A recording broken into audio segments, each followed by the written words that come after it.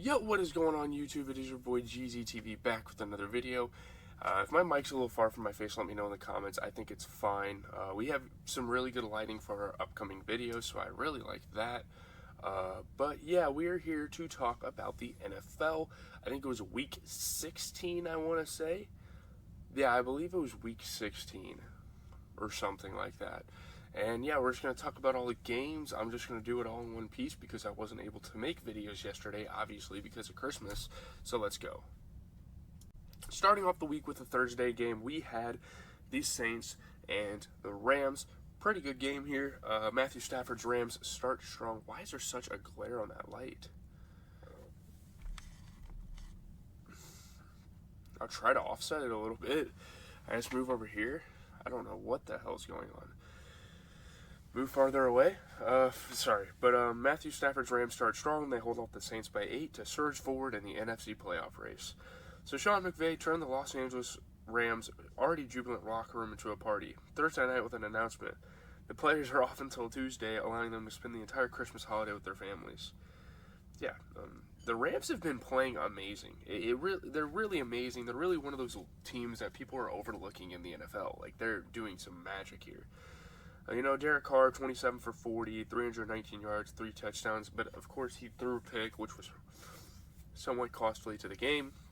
Matthew Stafford, 24 for 34, 328 yards, and 2 touchdowns.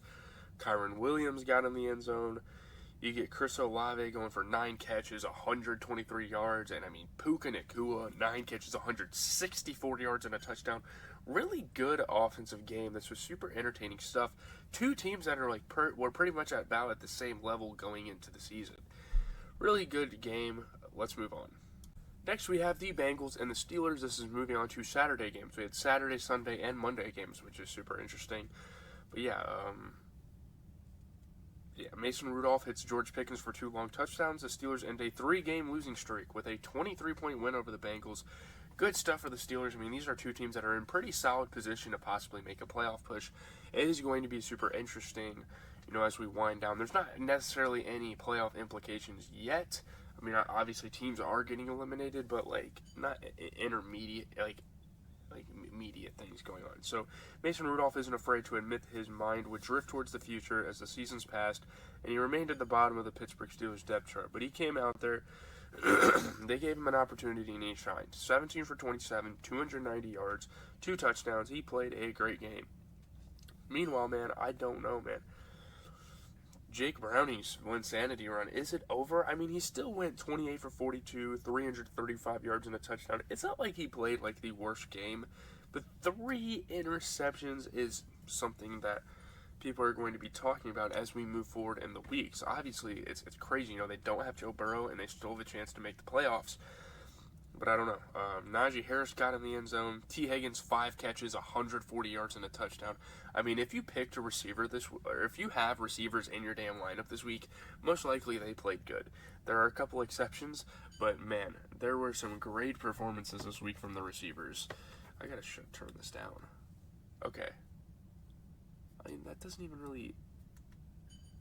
Okay. It's fine. It's fine. I have really big glare. We'll work on it in the future.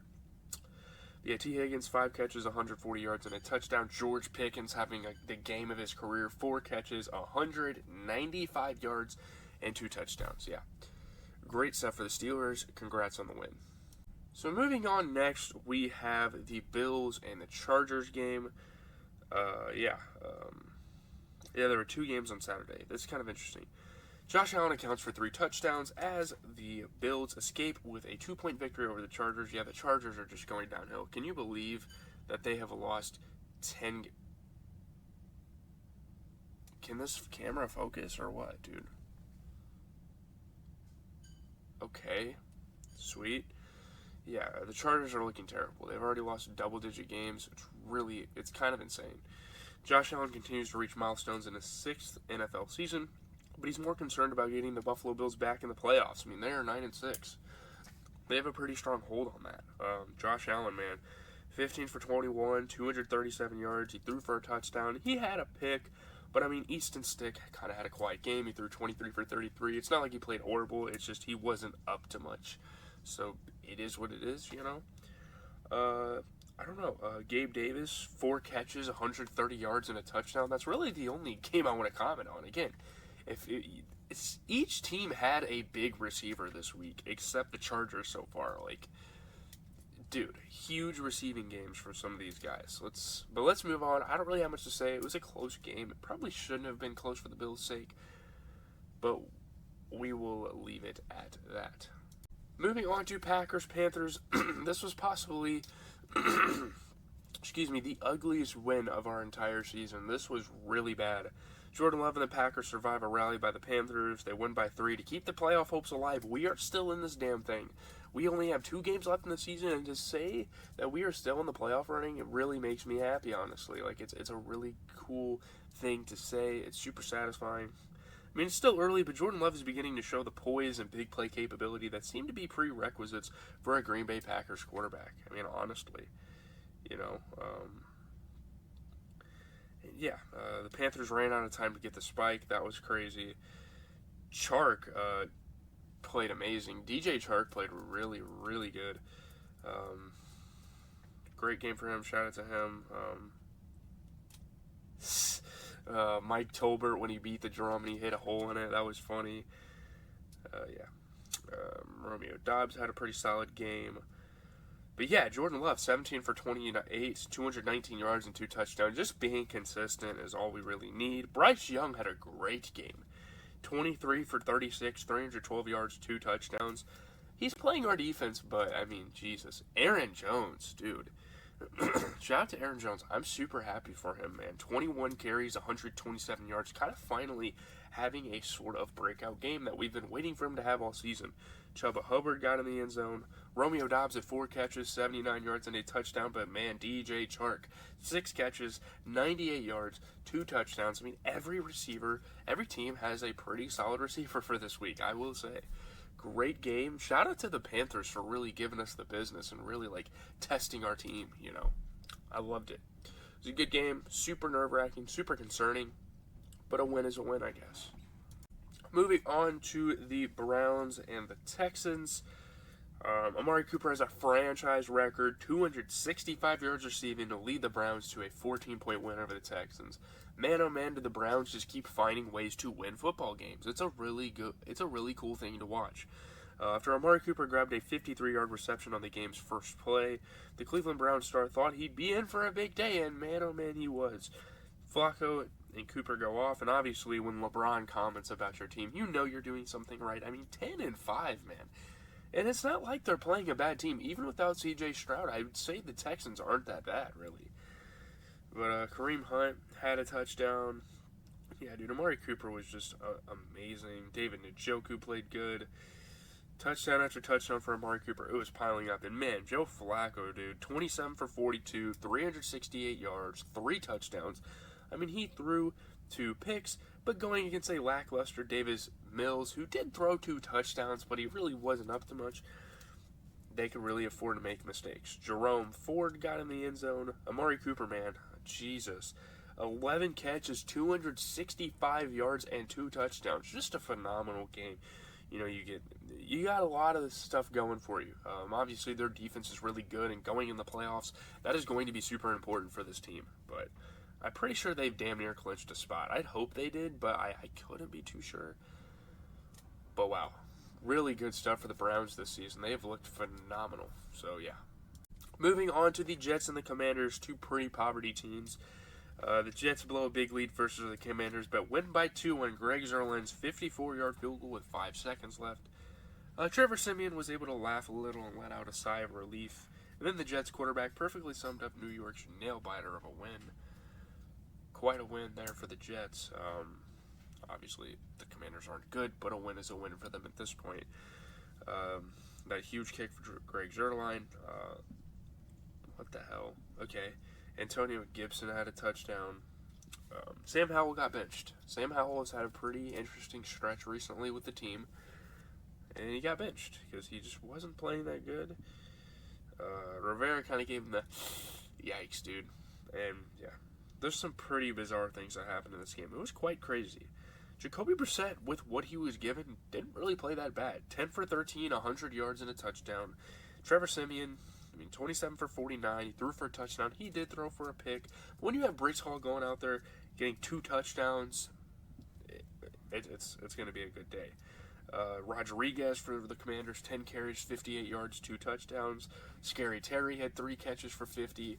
I mean, but yeah, this is just Brees Hall. Brees Hall carried the hell out of the Jets. This game was an amazing game. We had an interesting fiasco in my fantasy league where someone pretty much gave someone that was knocked out of the playoffs gave another player Brees Hall, and he ended up putting up 45 fantasy points. I don't really care. I wasn't playing in the playoffs, but it would probably make me mad if that happened to me. But yeah, shout out to the Jets. I think their season's pretty much over, but yeah. Next team we have is the Seahawks and the Titans game. Geno Smith and the Seahawks improved their playoff chances in rallying to beat the Titans. The Seattle Seahawks are winning when it matters most, and they've put themselves right back in the mix for a playoff berth. They're looking really good. Huge catch for Colby Parkinson. It was looking bad for them at first, and I wanted them to lose, obviously, being a Packers fan and knowing the playoff implications. Derrick Henry had a touchdown late in the game. DK Metcalf had some nice plays, great catches, making moves on people. Yeah, it was a pretty solid game for the Seahawks. Geno Smith, 25 for 36. He threw for 2 touchdowns. Ryan Tannehill played okay. I mean, he threw 18 for 26. Derrick Henry scored a touchdown. Let's see.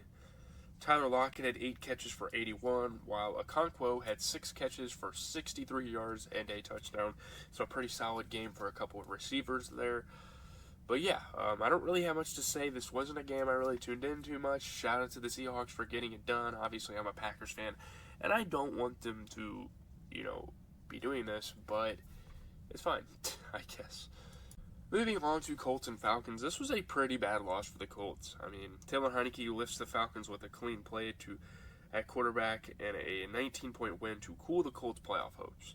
Arthur Smith's goal was for the Atlanta Falcons to remain relevant in the NFC South, and they did just that. Tyler Algier had a nice touchdown. Yeah, the Falcons' defense played really good. I mean, 4th down stops, interceptions. Taylor Heinicke going into the kicking net was crazy. Pancaking defenders. Bijan trucked him. He pancaked a defender to block, and then Bijan came through and ran into him. There was a lot of interesting things that kind of happened in this game. Gardner Minshew, 20 for 37, 201 yards. He did throw an interception. And honestly, Taylor Heinicke played pretty good. 23 for 33. He threw for a touchdown. Good game for Bijan. 12 catches, 72 yards. Did a little bit on the receiving end as well. Jonathan Taylor scored. I don't know who Granson is for the Colts, but he had 5 catches for 62. So shout out to him for having a solid game. This is just another one of those games that I didn't really watch that much. I watched some of the main games of the weekend. I watched Lions, Vikings, Packers, Panthers. We watched Cowboys, Dolphins, Bears, Cardinals. Those were the games I watched this week. Obviously, a little bit of Patriots and Broncos in primetime, but not much. So, yeah. Moving on to Lions and Vikings, a great divisional matchup here. The Lions hang on to beat the Vikings by 6, and they clinch the first division title since 1993. This was a big-time game for the Detroit Lions. Dan Campbell towered over the podium in a black t-shirt commemorating Detroit's first division title in 30 years, reveling in the moment as the bass in the locker room next door pulsated through the walls. Yeah, it was big-time win, big-time stuff for the Lions. The skull chant from the Lions was funny. Justin Jefferson played great this game, though. No doubt about it. Jahmyr Gibbs was playing really good. Amon-Ra and Jared Goff had some connections. Nick Mullins was actually pretty impressive, though. He threw picks, but 22 for 36, 411 yards, and 2 touchdowns. 4 picks is really bad. And Jared Goff, 30 for 40, he threw for a touchdown. I don't know, man. Just a really good game offensively. Everyone had a solid game offensively. Jahmyr Gibbs, 15 carries, 80 yards, 2 touchdowns. Ty Chandler got in the end zone. Amon-Ra St. Brown got in the end zone. Jay Jetta, 6 catches, 141 yards, and a touchdown. Just a really good game. Obviously, Nick Mullins throwing 4 interceptions doesn't really help anything. That was pretty depressing because had the Vikings won this, they could have still been able to take the division from the Lions. It probably wouldn't have been super probable for that to happen. But, I mean, yeah, that sucks for the Vikings. The NFC North is not up for grabs. We just have to fight for wild card spots with the Vikings. So, yeah, I mean, that's really it. Moving on to the Jaguars and Buccaneers game.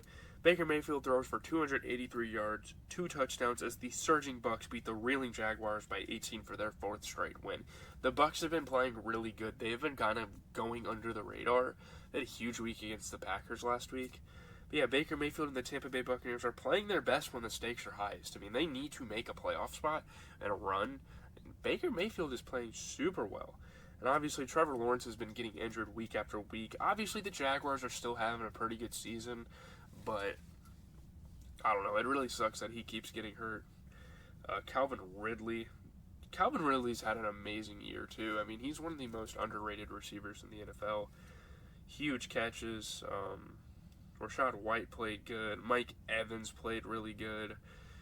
Some pretty decent offense this game. I mean, Trevor Lawrence, 17 for 29, 211 yards. He threw for a touchdown. He did throw 2 picks, but I mean, he also had 4 carries for 29, so he was doing a little bit of everything. You know, Baker Mayfield, though, he's playing like a damn MVP, and obviously I don't think he should be a candidate. But I mean, 26 for 35, 283 yards, and 2 touchdowns. He's just getting it done. Rashad White got in the end zone. Mike Evans had 7 catches, 86 yards, 2 touchdowns. A great game for him.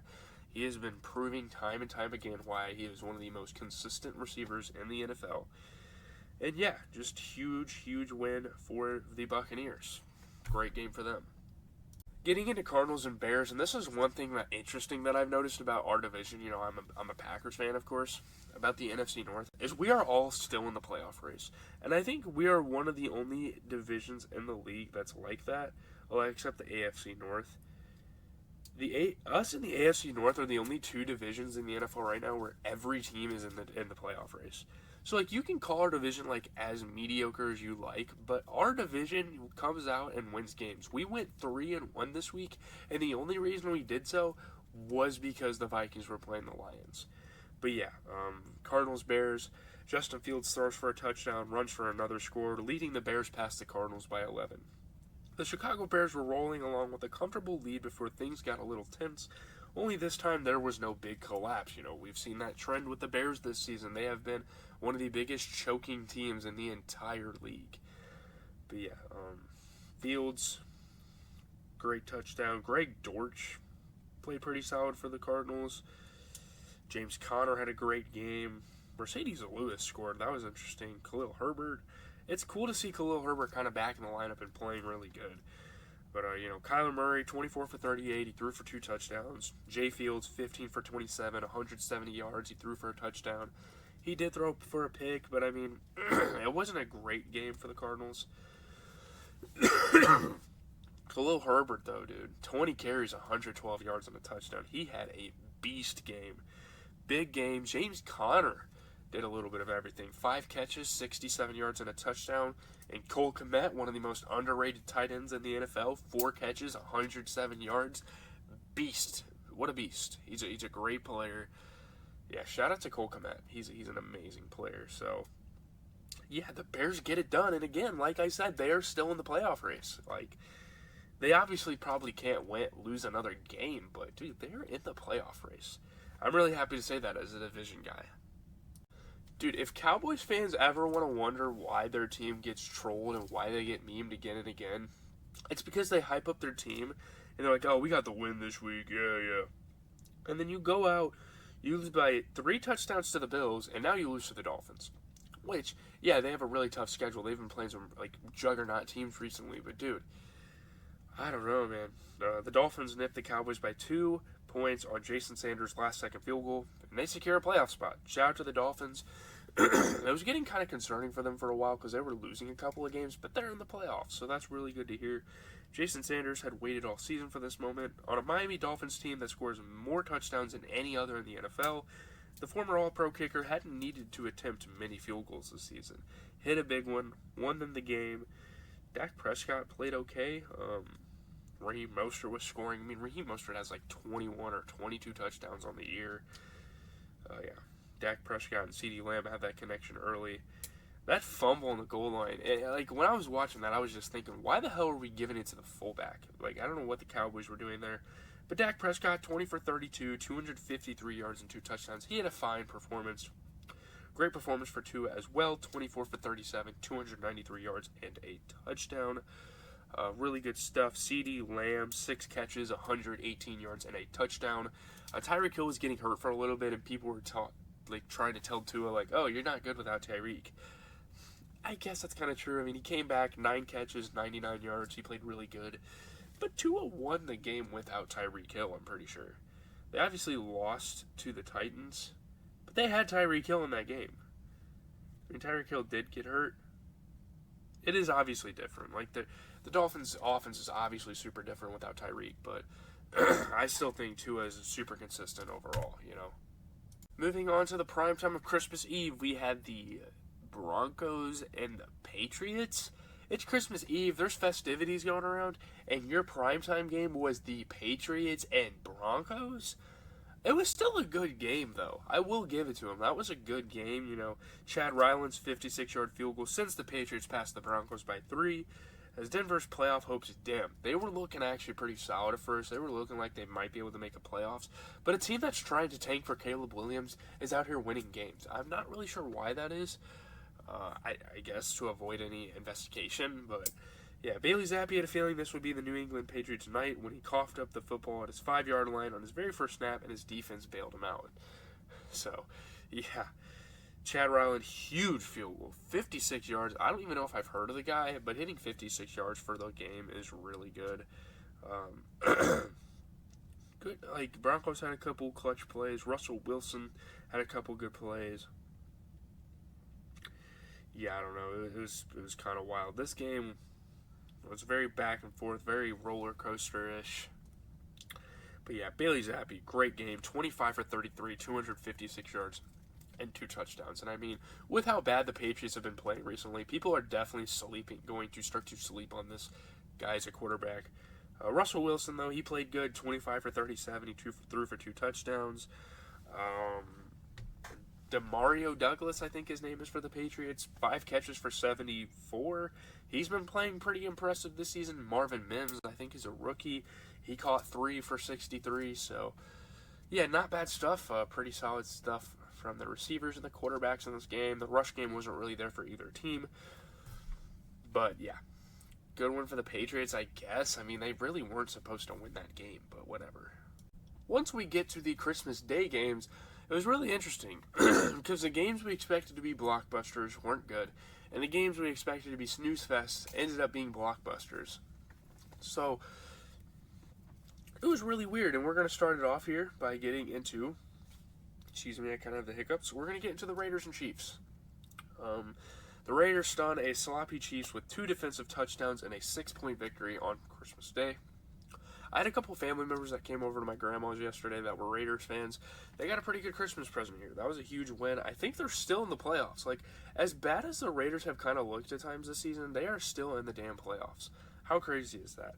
The smell of the victory cigars wafted through the tunnel beneath Arrowhead Stadium, straight from the Las Vegas Raiders and the celebratory visiting locker room to the despondent home locker room of the Kansas City Chiefs. Yeah, Zamir White he was a beast this game, dude. He was clutch. Jack Jones, you know, the whole thing where he yanked the ball. People are complaining, but the only people that should be complaining are Chiefs fans. But, yeah. Mahomes and Kelsey, man, on the sideline, it was getting ugly. Like, the team chemistry was just going downhill, man. Just miscue after miscue. 2 Raiders defensive touchdowns in 7 seconds. I mean, what a change of events. Isaiah Pacheco had a nice touchdown. I don't know. It was so ugly. I mean, Aiden O'Connell played terrible, and they came out and won. I mean, Patrick Mahomes at least threw 27 for 44 and threw for a touchdown. He did have a pick 6, but, like, I don't know, man. Zaire White, I think is his name. Or Zamir White, sorry. 22 carries for 145 yards. Huge game. And, I mean, at least for Mahomes, he had 10 carries for 53, so at least he went out there and did something.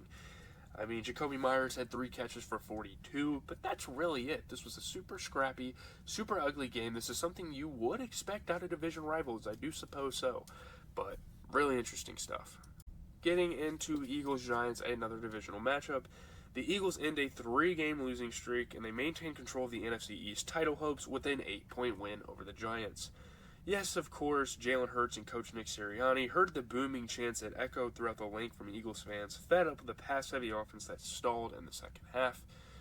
And yeah, they had to turn it up. I don't know. I mean, the Giants fell short of the Christmas miracle. Obviously, Tyrod Taylor threw the game-losing interception. They almost had it, though. This was almost a super-duper amazing game. And obviously, was still a good game. You know, the Giants were putting in effort to try to come back. Tyrod Taylor was dropping dimes, though. He was playing really good. Saquon was playing good. Adoree Jackson was playing good. Eagles had some miscues. Like, this really shouldn't have been the Eagles' game, but they won. I mean, Jalen Hurts, 24 for 38, 301 yards. He threw for a touchdown. He also threw for a pick, but I mean, Tyrod Taylor, 133 yards and a touchdown. He threw a pick as well.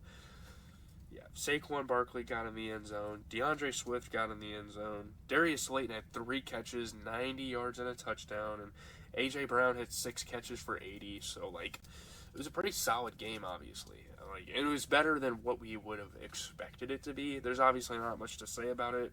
There's some playoff implication with it for the Eagles, but, like, we kind of expected them to win. So, where's the surprise there?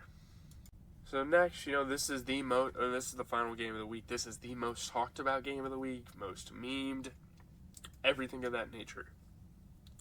It was the most ugliest game of the Niner season. It was probably the most ugliest game of Brock Purdy's career. Yeah, this was very unfortunate, man. I mean, Lamar Jackson leads the Ravens past the 49ers by 14, and a showdown to the top 2 teams. Like, this was a blockbuster event. This is possibly still a future Super Bowl matchup. Obviously, the Eagles are going to get back up in the mix, but, like, and maybe the Dolphins, man. You never know, but wow, dude. I mean, if the rare late-season matchup between the top teams in the NFL is a statement game, Lamar Jackson and the Baltimore Ravens delivered a loud one to the rest of the league. Like, we are not to be messed with here. We are a great team. Very disastrous game for Brock Purdy. Not only did he throw 4 picks, but he got hurt in the game. 5 interceptions for the Ravens throughout the game. What a game for their defense, dude. Yeah, I don't know. And, I mean, Lamar was playing his game, 23 for 35. He threw 252 yards, 2 touchdowns. I mean, Brock Purdy, 18 for 32, 255 yards. He was still able to get the ball down the field on a couple of drives, but 4 interceptions. Ah, man. Lamar had 7 carries for 45. Christian McCaffrey had 14 carries, 103 yards, and a touchdown. George Kittle had 7 catches, 126 yards. And Zay Flowers got in the end zone. But, I mean, dude, what an ugly game for Brock Purdy. I almost want to wonder what isn't, like, they're not really in shambles after that, but Jesus, dude, that was quite concerning to watch, especially playing probably the best team in the NFL. Like, I think the Ravens might have clinched that title as the best team in the NFL now. I don't know, man. But yeah, I'm out, guys. I know it's kind of a short outro. I got to get this video out to you guys. Got to go get some stuff done. I will catch you guys in the next one. Peace.